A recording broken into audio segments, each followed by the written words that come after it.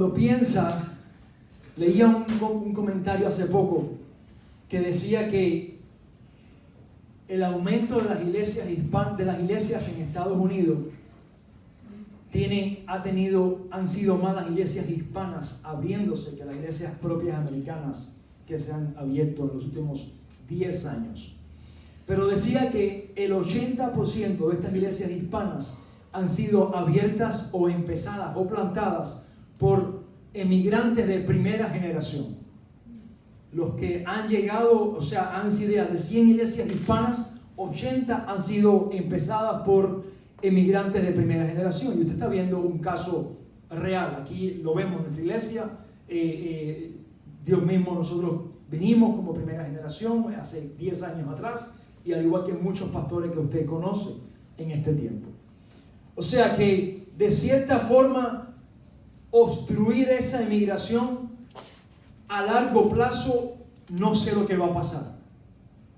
Piense, si de 100 iglesias 80 que han abierto, 100 iglesias que han abierto, 80 han sido gente de primera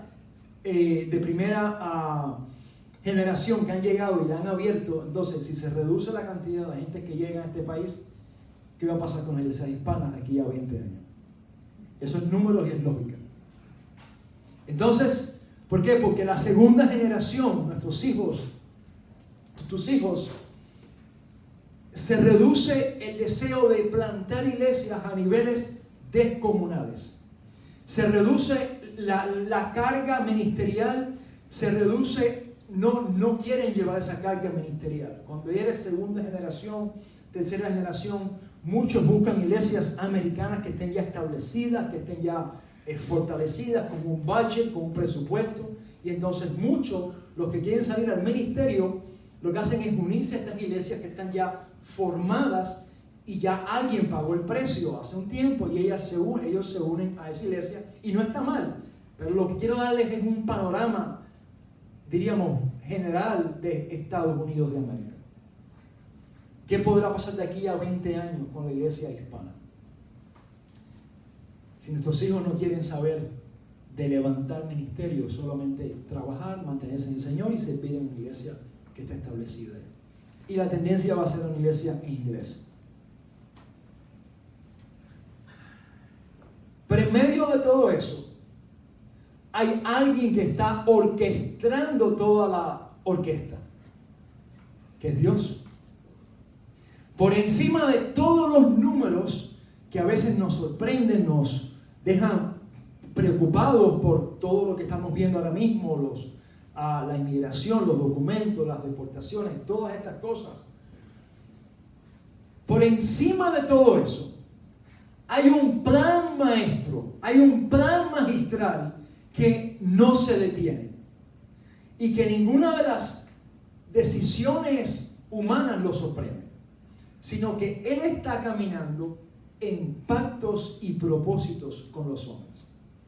Pero es bueno que sepamos estas cosas para que Dios sepamos a dónde va nuestro país o a dónde va nuestro futuro. Y cómo podemos tú y yo, de paso, plantar un poco más la semilla en nuestros hijos sobre el ministerio. Sobre plantarles a ellos la necesidad ministerial también en este país y también en el mundo entero. Es lógico, todos nosotros hemos atravesado muchísimo. Hemos atravesado, ayer conversamos, ayer estábamos en casa de Samuel y nos decían cómo Moisés, ¿verdad? Y Sofía, hablamos de los choques culturales. Cuando llegamos a este país en 2015, fuimos directo para Syracuse, a Nueva York, a vivir allá, y fueron 5 años, pero al principio fue duro porque Syracuse es la ciudad donde más nieve cae en todo Estados Unidos. Ahí se cuenta la nieve en pies, hay lugares que se cuentan en pulgadas, ¿ok? Ahí se caen 20 pies, 15, 12 pies todos los años. ¿Por qué? Porque está en Buffalo, Syracuse es la ciudad, es el área de upstate donde más nieve cae. No donde más frío hace, donde más nieve cae todos los años. No sabíamos eso, el pastor no me dijo eso, Jordan nunca me dijo eso. Cuando yo vine en el 2013 a visita, que estuve ahí arriba, fui en verano, todo muy lindo, los árboles rojos, amarillos, de hecho fue en otoño, Una belleza. 2013, 2 años después, cuando llegamos con mi familia, llegamos en enero, ya el panorama fue diferente, cambió todo. Todo era blanco era blanco abajo y blanco, porque hasta el cielo se pone cenizo. Aquello pasa que estás en la película aquella de Drácula.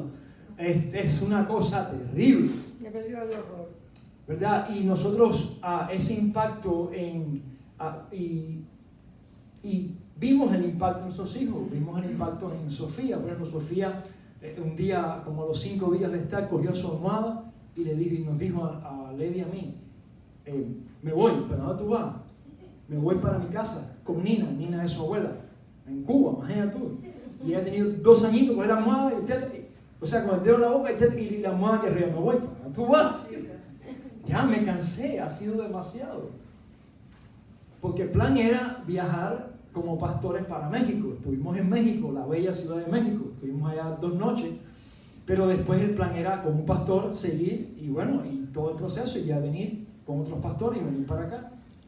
Pero fue un choque y usted también puede contar miles de historias ahora de su proceso. Israel no estaba lejos de esta historia. Israel no estaba muy lejos de vivir algo parecido.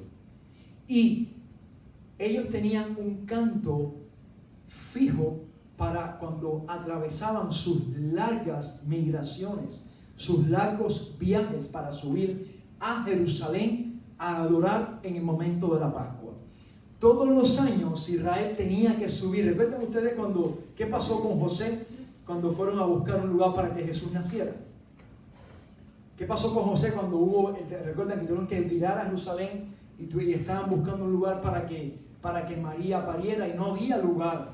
No había lugar todos estaban llenos, todos los rechazaban. O sea, recuerdan ustedes.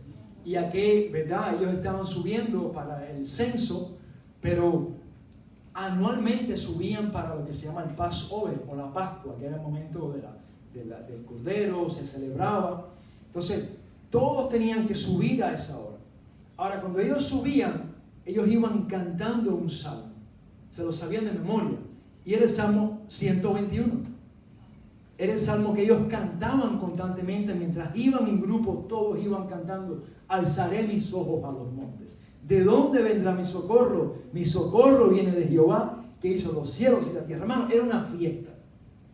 No iban de luto, era una fiesta de celebración. Así que este es el Salmo 121. No está puesto ahí por accidente, sino que es el salmo, le llaman el cántico de las subidas. Es el cántico que cantaban los peregrinos que viajaban a Jerusalén. Los 2 primeros versículos forman una pregunta y una respuesta poética. Dice, levantaré mis ojos a los montes. ¿De dónde vendrá mi ayuda o mi socorro? Dice en su versión.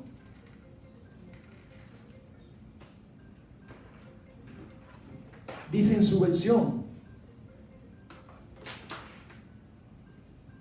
Mi mamá llamándome. Nunca me llama los domingos, pero bueno. Dios quiere no sea nada de este pasado.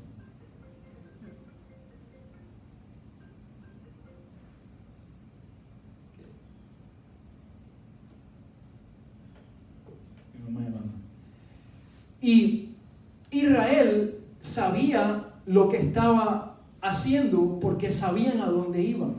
Y era el momento donde todas las tribus estaban dispersas, cada cual estaba en sus trabajos, sus procesos, pero ahí subían todos a celebrar. Entonces, mientras ellos subían, iban cantando, ¿de dónde viene mi ayuda? Mi socorro viene del Señor. Dice que hizo los cielos y la tierra. ¿Verdad? Entonces ellos iban cantando, dice, mientras el salmista sube por las colinas en su camino hacia Jerusalén, afirma que el Señor que creó los cielos y la tierra es su única fuente de ayuda. Nosotros somos muy dados a juzgar o a darle importancia a alguien según lo que haya hecho. No está mal, ¿verdad? Uno cuando aplica a un trabajo, usted ve que usted tiene que sumar, tiene que poner en su resumen todo lo que usted ha hecho. Y usted ahora, no sé si usted se ha estado llenando su resumen y como que se arrepiente de no haber hecho un poco más. No sé si a usted le ha pasado. Oye, pero nunca hice esto. Mira, ahora que falta más haber puesto esto para poder hablar un poco más, ¿verdad? Esta gente iban subiendo y era suficiente con decir: nuestro Dios ha hecho los cielos y la tierra. Eso es suficiente para decir que es el único y verdadero Dios. Así que ellos iban para adorar, subían, pero en el momento de la travesía, ellos iban cantando al Señor. Ahora, no significa que en la travesía no hubieran conflictos o problemas que les pasaban. Habían ladrones en las carreteras. Habían gentes que asaltaban en los caminos. Habían problemas que enfrentaban, situaciones que ellos atravesaban. Pero este salmo se enfoca en darle gloria a Dios y en la protección divina de Dios. Le he llamado a este sermón: preservados durante la travesía. Preservados durante la travesía. Y siempre comparto esta idea porque es bíblica, es apostólica, está en los discípulos, de que tú y yo estamos en una travesía. Tú y yo estamos en una migración constante. Tú dirás: sí, pastor, yo sé, yo estoy migrando constantemente, mi temperamento, mi edad, comienzan los dolores, yo migro de dolor a no dolor, de masaje a estar bien. Sí, yo estoy migrando toda la semana. Sí, yo sé, esa la tenemos todos. Pero no te hablo de esa migración.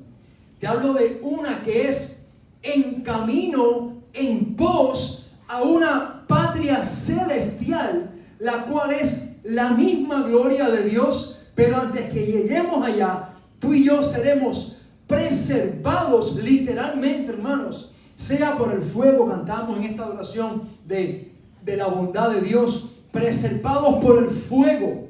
No sé cuántos de ustedes ha sido en la mayor prueba que usted ha pasado en esta semana, o en el mes de marzo, o en el mes de febrero, o en lo que va del 25, o quizás su mayor prueba fue en el 24. No sé cuán alta fue la temperatura de su prueba, cuán leña le pusieron a su prueba, cuánto fue el fuego y la brasa de la prueba que usted ha atravesado.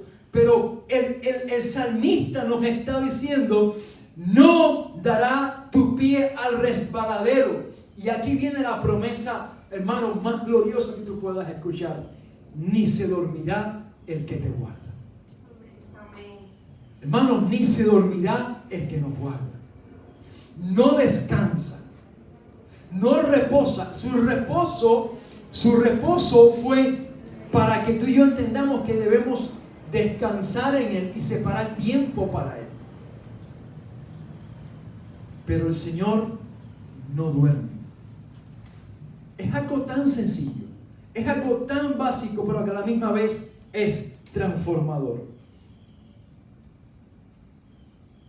Nosotros tenemos que saber, hermanos, que nuestro corazón puede estar muchas veces inquieto o desesperado por las cosas que vemos que no entendemos. Pero como decía Agustín de Hipona, una frase que tiene él hizo unos escritos que se llaman Confesiones. Está Confesiones 1, Confesiones 2, una serie. Y un extracto de esas confesiones de Agustín de Hipona es: nos hiciste para ti, y nuestro corazón estará inquieto hasta que descanse en ti.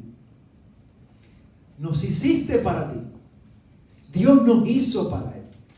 Y el corazón del hombre va a estar, hermanos, desesperado, buscando sentir placer de aquí para allá.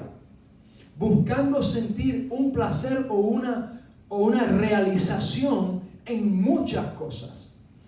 Porque el corazón está inquieto.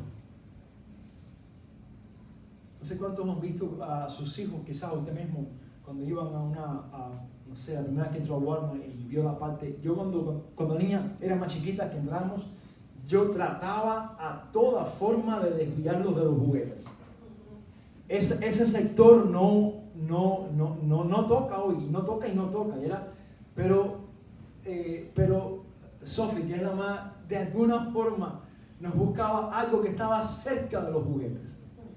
Ella sabía algo, los pañales, algo de los niños, algo. Íbamos a ir allá y había que pasar cerca. Y yo trataba, tú sabes, porque yo sabía que íbamos a morir, yo sabía que toda esa, todos esos shelves llenos de tanta diversidad, tantos colores, siempre iba a ser un momento para, papá, cómprame, o mira, y siempre íbamos a demorarnos un poco más.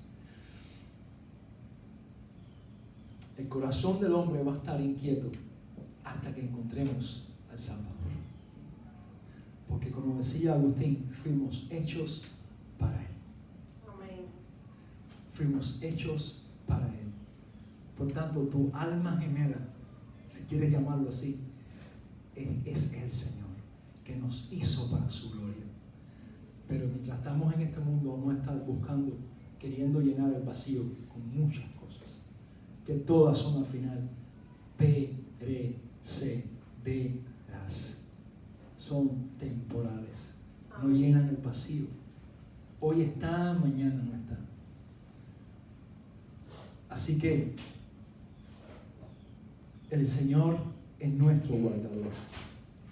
Hermanos, no hay una milla, un pie o una pulgada de tu caminar con Dios donde Dios nos haya abandonado. No hay ni siquiera un ápice, no hay un centímetro que tú estés caminando con el Señor y Él nos haya abandonado. Su protección es eterna y las pruebas que nos vienen con un propósito. No hay nada en nuestras vidas y todos sabemos el pasaje que dice Romanos 1:28. ¿Qué dice Romanos 1:28? ¿Qué dice el pasaje? Todas las cosas que obran, ¿verdad? 8:28. Todas las cosas que obran en los hijos de Dios obran para bien. Esto es para aquellos que conforme a su propósito han sido llamados. Ahora vamos a ver un pasaje donde vemos esto bien literal. Y está en Deuteronomio capítulo 8, versos del 1 al 6, si pueden buscarlo conmigo en esta mañana.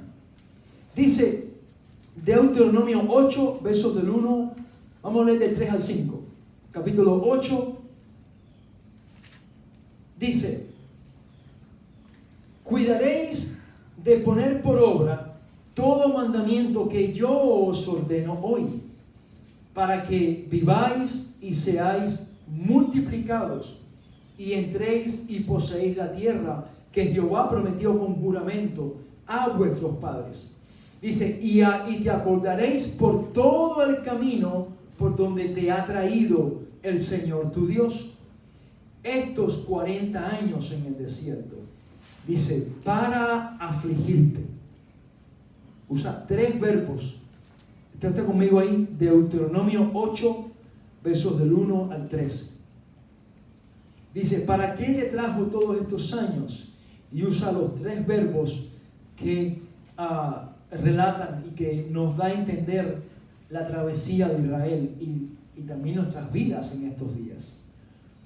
Dice, para afligirte, para probarte, para saber lo que había en tu corazón, si había de guardar o no sus mandamientos.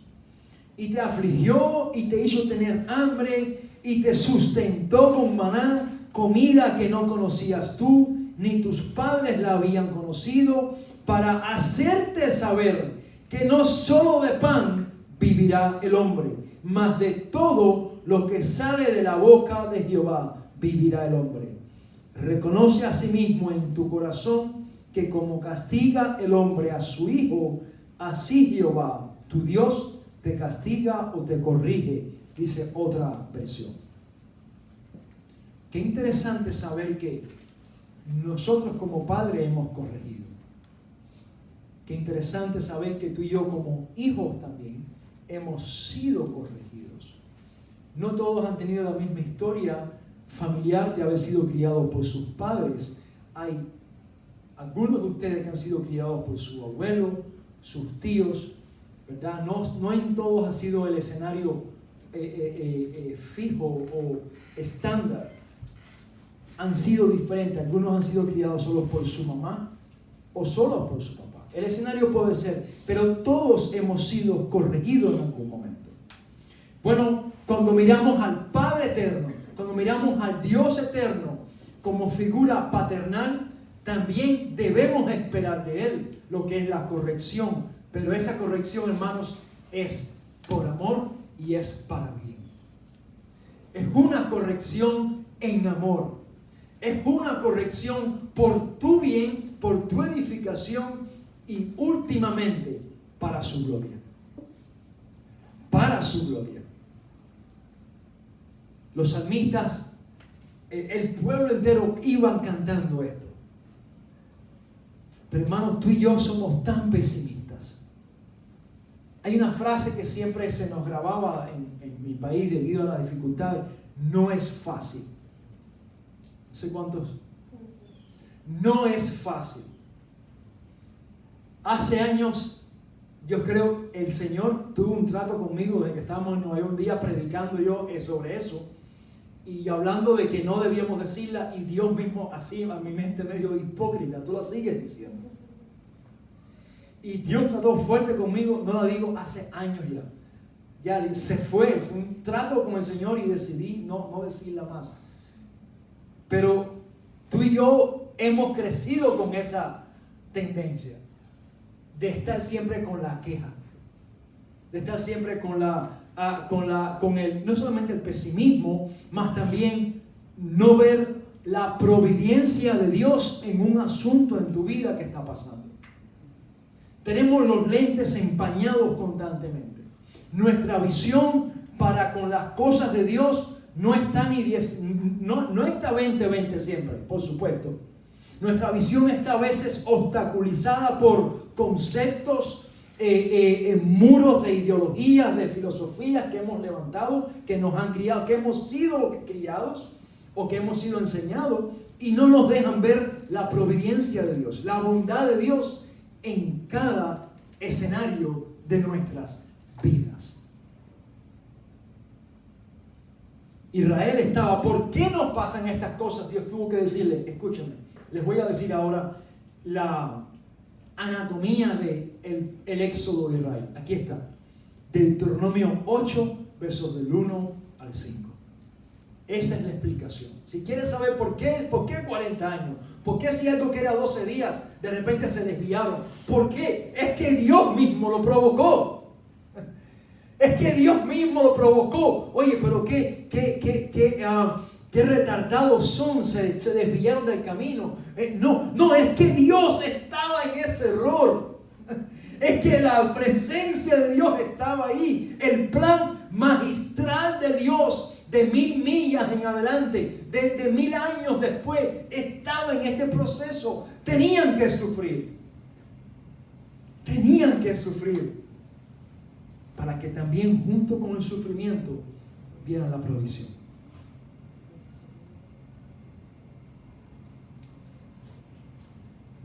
Hubo un movimiento sectario muy grande antes del año 2000 que decían que ya venía el fin del mundo. Y muchos pensaban que la tierra se iba a establecer, el reino de Dios en la tierra, y compraron casas, mansiones. Aquello fue algo sin sentido completo, porque ya venía en el 2000, esto fue en el año 98, 99, en el 2000 venía el fin, empezaron a comprar propiedades, todo. Estamos en 2025, han pasado 25 años ya, y todo fue una ola de especulación, falsa información, herejías. Pero note cómo enseguida la tendencia de uno es a asegurarse. Nuestra tendencia es a estar seguros, a buscar la forma de que el ancla a las cosas de este mundo sean firmes y sólidas, ¿verdad? Y nuestras vidas van de constante en constante buscando solidez y firmeza en las cosas que hacemos. Hermanos, nuestras vidas, en lugar de estar viviendo constantemente así, buscando tanta seguridad en las cosas en este mundo, nos hace falta buscar más seguridad en las cosas del mundo que se va a manifestar, del Dios eterno, del Dios que va a gobernar la tierra y todas las cosas con justicia, dice la Biblia, y equidad. Con justicia y equidad. Dice en el versículo 4, por cierto, no se adormecerá ni dormirá el que guarda a Israel. No se adormecerá ni dormirá. Ustedes recuerdan el pasaje cuando estaba Elías con los profetas de Baal. Se había hecho una apuesta gigantesca. Era la apuesta del día, era el evento más notorio de la semana, donde había el desafío era quién mandaba fuego sobre esta ofrenda que estaba puesta ya y estaba preparada, estaba toda seteada, y decir, bueno, ¿quién manda fuego? O el Dios de los Baal, o el Dios Baal, o el Dios eterno Elohim.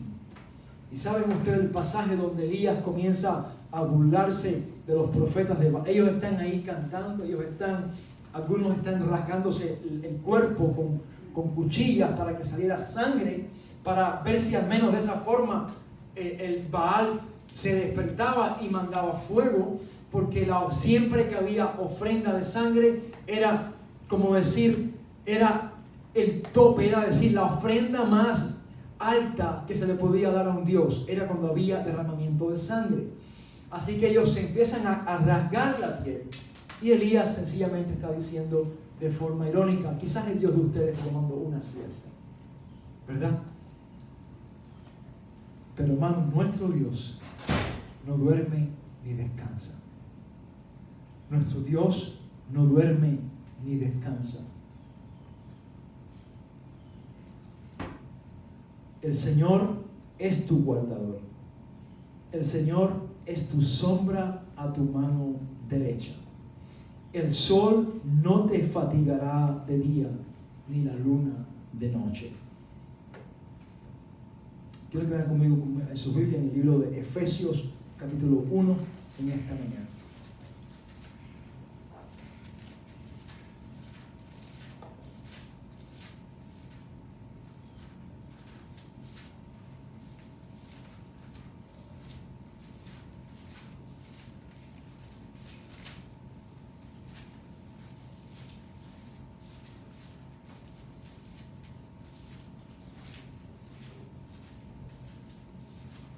Efesios capítulo 1, el apóstol Pablo le escribe a esta iglesia que saben que es la iglesia que pastoreó después Timoteo y otro grupo de ancianos que habían en la iglesia. Y dice en el capítulo 1, versos del 3 al verso 9, dice, bendito sea el Dios y Padre de nuestro Señor Jesucristo, que nos bendijo con toda bendición espiritual en los lugares celestiales en Cristo, según nos escogió en Él antes de la fundación del mundo, para que fuéramos, ¿qué cosa? Santos y sin mancha delante de Él. Dice, por su amor nos predestinó para ser adoptados hijos suyos por medio de Jesucristo, según el puro afecto de su voluntad, para alabanza de la gloria de su gracia, con la cual nos hizo aceptos en el amado. Y quiero que usted note palabras, verbos que están aquí hablando del pasado, no verbos que están esperando a ver cómo el hombre actúa. Dios está separándote desde antes que el hombre decida. No es que Dios está diciendo, Él un día me aceptará, qué bueno, yo lo acepto.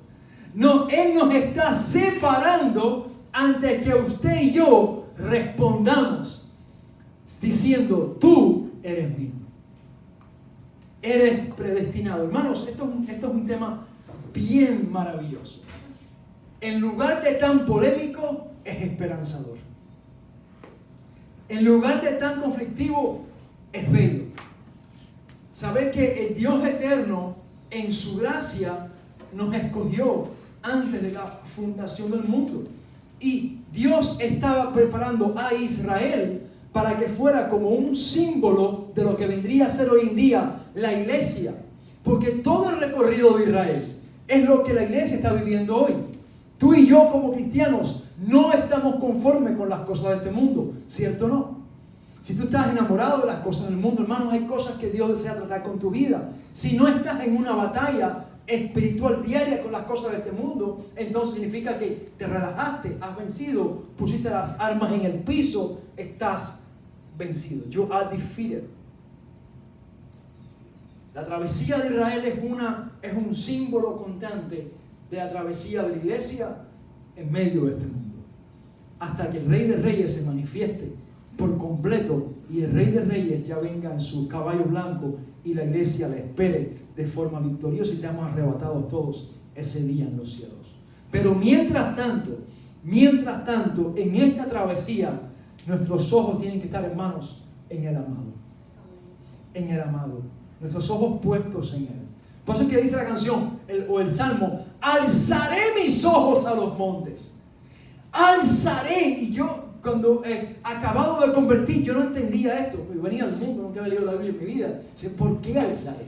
¿Por qué los montes? ¿Qué tienen que ver los montes con esto? ¿Qué tienen que ver? Y veía en tantas partes los montes, los valles. Es un nuevo vocabulario. Usted también seguro le pasó lo mismo. Y los montes, ¿por qué los montes? Los montes, ¿por qué alzar? Oye, sí, alzar. Porque cuando miras de forma horizontal, miras a tu lado, hacia atrás, hermano, son malas noticias. Son cosas que tú dices, pero en serio, a esta altura fulano hacer esto. Tanto que ha aprendido, tanto que sabía, en serio que está pasando esto. Y ellos decían, alzaremos los ojos a los montes. ¿De dónde vendrá nuestro socorro? El socorro viene del Señor. Y Dios, en su plan magistral, preparando un plan maravilloso, prepara todo esto antes de tú y yo nacer. Antes de tú y yo gritar en la sala de parto. Antes de tú y yo ser inscritos con un nombre y un apellido formal, que quizás no es el que quería. ¿Cuántos aquí están conformes con su nombre? No, para allá, los más sinceros. Si sigo por allá, quizás no querías ni tu nombre. Quizás dicen, bueno, me lo pusieron. Algunos quizás decían, oye, este es el que quería yo. Ok, felicidades. Yo he querido tener otro nombre, porque Reinier, cada vez que me toca deletrearlo, es un rollo. ¿Verdad? Pero la realidad es que no nos tocaba, nos pusieron. Y después tú, para venganza, hiciste lo mismo a tus hijos después. Porque somos así, el que quieres quitarnos, ¿verdad? Los pusiste. ¡Pum! Donatello. A ti no te pusieron un grado Filomena como a mí. No, los nombres antiguos eran interesantes. No, por favor. Hermanos, conmigo. y Dios preparando todo este escenario, está diciendo, no voy a dejar que este plan descanse en los hombres, porque los hombres son inconstantes, son emocionales, se dejan guiar por lo que ven. Así que yo voy a preparar todo. Y dice en el mismo Efesios capítulo 2, dice, versículo 5, Efesios 2, 5, léalo conmigo usted esta mañana. Dice, aún estando nosotros muertos en pecado, nos dio vida juntamente con Cristo. Aleluya. Dice, por gracia sois salvos.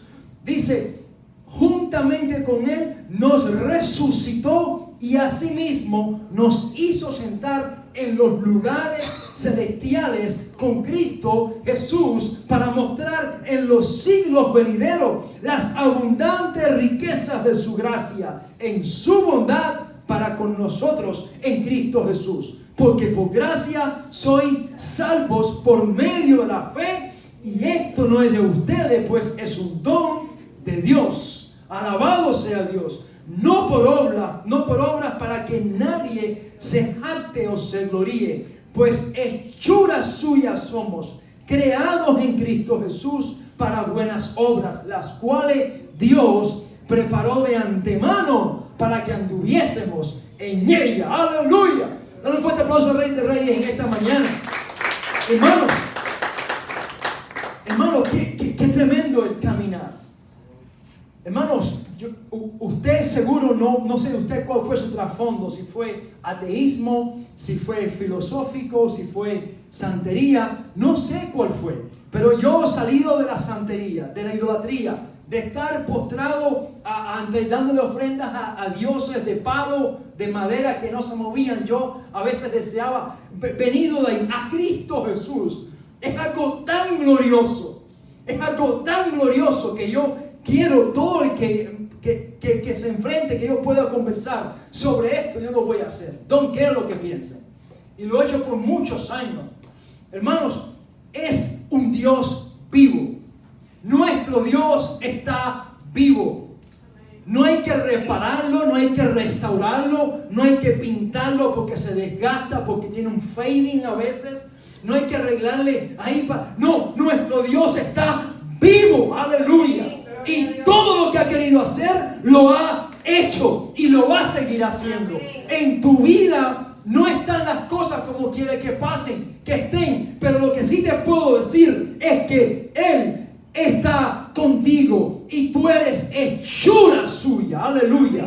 La palabra hechura tiene una implicación profunda, más de lo que tú y yo podemos leer aquí. Leemos muy rápido, estamos apurados, pero si nos tiramos a un diving en su palabra, si nos tiramos en la piscina de su palabra, sin importar el fondo, sin mirar cuántos pies tiene. A veces uno mira, bueno, me puedo tirar de cabeza, dejar los pies, 5 pies, 4, no puedo. Hermano, tírate en la piscina de la palabra sin mirar cuántos pies tiene, porque sabes que es infinita. Es infinita. No hay límites. El límite lo ponemos tú y yo. La palabra hechura significa poema. En el griego es la palabra poema. Así que Pablo está diciendo, vosotros son el poema de Dios. Amén. Ustedes son la expresión, lo que Dios más se ha complacido en hacer. La iglesia. La iglesia del Señor. Poema. ¿Quién aquí ha dedicado un poema? Bueno, voy de nuevo.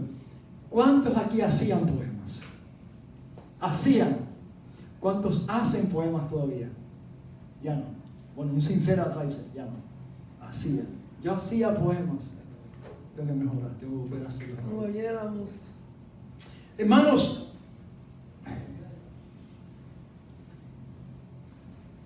el Dios eterno le ha placido usar vasijas de barro y de tierra y de poner en ellos hálito y aliento de vida para su gloria y usarlos como vasijas para reflejar su gloria en esta tierra. Esa gente son la iglesia. La iglesia no es un mero grupo comunitario que paga una membresía, que se reúne para hacer actividades de terapia. No, la iglesia es el cuerpo de Cristo, lleno del Espíritu Santo. Y hermanos, es el único grupo, la iglesia de Cristo Jesús, que va a perseverar hasta el fin de todas las cosas, de forma salva, victoriosa y rotunda. Y nota lo que dice el apóstol Pablo. Dice, no por obras para que nadie se gloríe, verso 9, pues somos hechura suya, creados en Cristo Jesús para buenas obras, las cuales Dios preparó de antemano para que anduviésemos en ellas. ¿Acaso no le suena parecido esto a lo que pasó con Israel? Dice, te caminé por todo esto para que sufrieras. O sea, Dios preparando todo de antemano. Dios con un plan, una agenda escrita. Así esta gente subían a Jerusalén cantando al Señor. Alzaré mis ojos a los montes. ¿De dónde vendrá mi socorro? Mi socorro viene del Señor, que son los cielos y la tierra. ¿Verdad? No se dormirá ni se adormecerá el que te guarda, Israel. Él te guardará de noche y de día, en todo tiempo.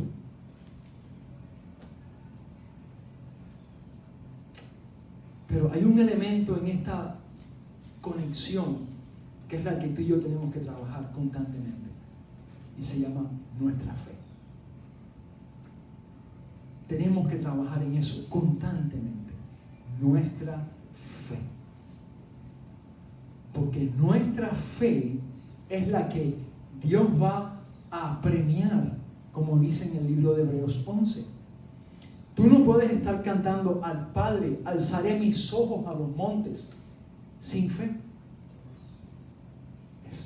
No tiene sentido. No tiene sentido. Sin fe es imposible, ¿qué cosa? Agradar a Dios. Hebreos 11:6. Porque sin fe es imposible agradar a Dios. Entonces, Dios ha prometido todo. Ellos han dado sus promesas. Recuerdo cuando nos dieron una semana de vacaciones si escuchábamos 2 horas. Usted también seguro ha pasado por allá, el timeshare. Si escuchas 2 horas de discurso, al final a usted le daban 7 noches gratis en un hotel con Wida. Y hay varios que lo hacen, ¿verdad? Y ahí fuimos mi esposo y yo. Si es free, gloria a Dios, 7 noches gratis. 2 horas no, ¿cuánto más quiere? Y café y todo, ¿verdad? Y hermanos, son 2-3 horas tensas. Porque te quieren vender un paquete y tú estás ahí, casi que empiezan a sacar cuenta con una psicología, son gente experta en eso, no es cualquiera, y no buscan a cualquiera. Gente con un don de comunicación, de mercadeo muy grande, que el fin de ello es que tú compres. Pero tú te mantienes ahí, no a la recta, y no a la curva, y no al slider, y al final dice, ok, bueno, aquí tienes tus 7 noches. Básicamente eso es como un felicidades, has pasado la prueba. No sé cuánto le va a. Y bueno, mi esposo nos pasó y al final nos dieron esa recompensa. Y hay gente que sí les conviene por su plan, gloria a Dios, pero a nosotros ahora mismo no podemos. Pero al final los 7 noches. Hermanos, y nuestro caminar en el Señor es un mar de pruebas constantemente. Hay momentos que tenemos un reposo en la vida cristiana y tú dices, wow, todo está bien. Dices, no hay vicisitudes, no hay eventos. Hermanos, es para que aún en el tiempo ese meditemos más en el Señor y crezcamos en intimidad con Dios. La forma en que la fe se va a ejercitar es por medio de una comunión con Dios. Es por medio de la lectura de la palabra. Tú y yo necesitamos, no es un lujo, no es algo extra, no es un privilegio, es un mandato. Es un mandato tú y yo leer su palabra diariamente para alimentarnos y comer el maná de Dios. Porque si tú y yo no comemos de esta palabra, nuestra fe se va a niveles profundos que nos quedamos sin fe, ¿verdad? Y en Romanos 3:7 dice que la fe viene por el oír ¿de qué? El oír de la palabra de Dios. Y este es el evangelio que predicamos. Así que nuestra fe, hermano, va a ser ejercitada, nutrida, alimentada por medio de la lectura constante de la palabra y de una comunión con Dios. Amén. Usted deja de leer la Biblia 4 días y su cabeza se empieza a llenar de cosas que no tienen que llenarse. Porque ya tu mente, tus nervios, tu raciocinio comienza a desconectarse para otras cosas. Y ya no tienes ahora la simiente, la fuente de vida eterna. Quiero que leas conmigo tu Biblia una vez más en el libro de Efesios, capítulo 1. Dice en el versículo 6: ¿para qué fuimos creados? ¿Para qué Dios nos quiere? ¿Para qué Dios quiere que tu matrimonio florezca? ¿Para qué Dios quiere que tu relación con tus hijos florezca? ¿Para qué es que Dios quiere que tú en tu trabajo seas un buen trabajador? De tal forma que seas irreprensible. ¿Sabes qué es la palabra irreprensible? Miguel Núñez nos ayudó a entenderla cuando fuimos hace una semana a la conferencia. Él decía que la palabra irreprensible no es alguien que no ha caído, sino alguien que no tiene cuentas pendientes. Es alguien que ha caído, pero que se ha arrepentido y ha arreglado los problemas con la persona o con Dios. ¿Entienden eso? Porque a veces irreprensible nos suena a alguien tan perfecto que tú dices, yo no llego ahí. Es alguien que no tiene cuentas pendientes. Cuando usted paga su tarjeta de crédito al mes, o si tiene el lujo de la bendición de pagar las payoff, usted ya pagó. Usted dice, cero, cerré, it's done, cerré esta tarjeta, ya, punto, no hay más deudas. Se acabó. Hermano, Dios estaba demandando vida. Dios había una demanda que cumplir en Dios. Y por muchos años, a través de 6 pactos, otro día hablamos sobre los 6 pactos. Hay algunos que dicen que son más, otros que menos, pero podemos dejarlo en 6 pactos nada más. Y la iglesia reformada creemos que Dios es un Dios de pactos. El primero es el pacto adámico. Dios establece un pacto con Adán. El segundo es el pacto noético. Dios establece un pacto con Noé. El tercero es el pacto abrahámico. En ti serán benditas todas las naciones. A Noé Dios le dijo, más nunca descenderá lluvia que provoque inundación a toda la tierra, y así lo ha hecho. Fructifica y multiplícate. Básicamente las mismas palabras que le dijo a Adán. Ese es el pacto noético. Después en el pacto abrahámico, Dios dice, de ti será bendita las naciones, serán multiplicadas como las estrellas. ¿Las puedes contar? Hermano, si Abraham estuviera vivo, aún estuviera contando estrellas y la arena del mar. Imaginen ustedes. ¿Te imaginas Abraham todavía vivo? Que tú vayas a una parte ahí de Judea donde estaba Abraham contando todo. Abraham, ¿qué haces? Contando la arena del mar. Han pasado cerca de 5,000 años, 6,000 años ya. Y Abraham no tenía hijo cuando Dios le dio la promesa. No tenía hijo cuando Dios le dio la promesa. Pero otro día vemos eso. Y después está el cuarto pacto, que es el pacto sinaítico. Dios habla en el monte Sinaí, o pacto mosaico, otros dicen. Y Dios establece un pacto con Moisés en el monte Sinaí, ¿verdad? Y después está el pacto davídico. Dios a través del rey David dice, de ti saldrá el león de Judá, el rey de reyes y señor de señores. Y después está el sexto y último y finito, coniec, se acabó el nuevo pacto, que es el pacto de la gracia. Por eso es que cuando vemos a Jesús, a Pedro, Juan y Jacobo, que suben al monte de la transfiguración, ¿quiénes aparecen con Jesús? ¿Quiénes aparecen? ¿Quiénes aparecen? Moisés y Elías. Moisés representando que ¿a quién? A la ley, diciendo la ley se ha cumplido ¿en quién? En este hombre que está acá, en Jesús. Y Elías, ¿a quién representaba? A los profetas, diciendo los profetas se resumen todo en lo que este hombre va a decir. Ya, punto. Ese es el pacto del nuevo pacto y es el último.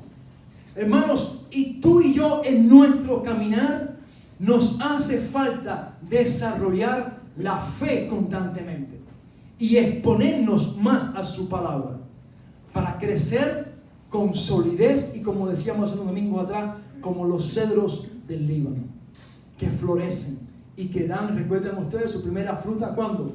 A los 30 años. Es interesante cómo funcionan estas plantas.